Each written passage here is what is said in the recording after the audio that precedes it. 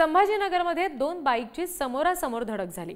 भीषण अपघातामध्ये 3 जण ठार झालेत, 1 जण गंभीर जखमी आहे। तुर्काबाद खराडी ते मलकापूर रोड दरम्यान ही दुर्घटना घडलेली आहे। भीषण अपघातामध्ये 3 जण ठार झालेले आहेत तर 1 जण गंभीर जखमी आहे। तुर्काबाद खराडी ते मलकापूर रोड दरम्यान ही दुर्घटना घडलेली आहे। अत्यंत भीषण असा अपघात झालेला आहे।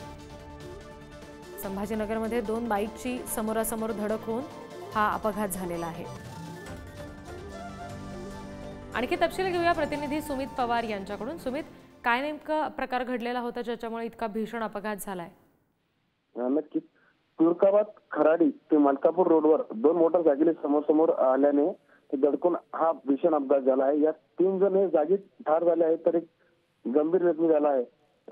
काल हा अपघात शिरोडी शिवारात घडल्यामुळे एवढी भीषण तीव्रता या अपघाताची होती की यात 3 जण हे जागेवर मृत्युमुखी झाले असून 1 जण गंभीर जखमी झाला आहे।